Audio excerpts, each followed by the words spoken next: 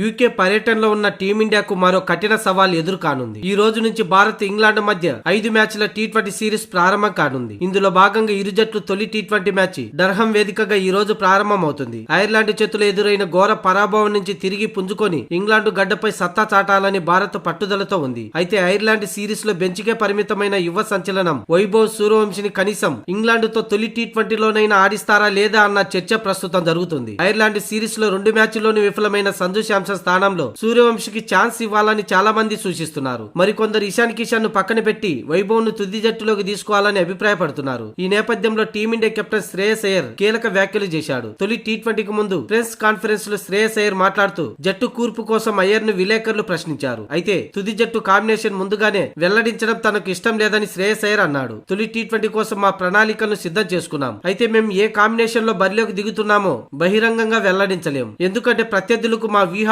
తెలిసిపోతాయి. అందుకే గోప్యంగా ఉంచాలనుకుంటున్నామని శ్రేయస్ అయ్యర్ అన్నాడు. అదే విధంగా వైభవ్ సూర్యవంశి గురించి విలేకరులు శ్రేయస్ అయ్యర్ ను మరోసారి ప్రశ్నించారు. అయితే సూర్యవంశి జట్టులో ఉంటాడా లేదా అనే విషయంపై స్పష్టత ఇవ్వకుండా అయ్యర్ వైభవ్ పై ప్రశంసలు మాత్రం కురిపించాడు. సూర్యవంశి అద్భుతమైన ఆటగాడు. వైభవ్ వంటి గన్ ప్లేయర్ ను బెంచ్ లో కూర్చోబెట్టడం కెప్టెన్ గా ఎంతో కష్టమో నాకు తెలుసు. అలాగే అతనికి ఎప్పుడు అవకాశం ఇవ్వాలనే దానిపై నిర్ణయం తీసుకోవడం టీం మేనేజ్మెంట్ కూడా సవాల్ గా మారింది. ఎందుకంటే గత కొన్ని సిరీసులుగా అద్భుతంగా రాణించిన ఎంతో మంది అనుభవజ్ఞులైన ఆటగాళ్లు ప్రస్తుత జట్టులో ఉన్నారు. కాబట్టి సీనియర్లకు మద్దతుగా నిలవాల్సిన అవసరం ఉంది. కానీ వైభవ్ కు ఎప్పుడు అవకాశం వచ్చినా ఖచ్చితంగా అత్యుత్తమంగా రాణిస్తాడన్న నమ్మకం ఉందని శ్రేయస్ అయ్యర్ వెల్లడించాడు. అయితే శ్రేయస్ అయ్యర్ వ్యాఖ్యలను బట్టి చూస్తే వైభవ్ కు మరోసారి నిరాశ ఎదురయ్యే అవకాశం ఉంది. కాగా ఇంగ్లాండ్ తో ఈ రోజు తొలి టీ20లో టీమిండియా భారత కాలమాన ప్రకారం రాత్రి 10 గంటలకు ప్రారంభమవుతుంది ఈ మ్యాచ్.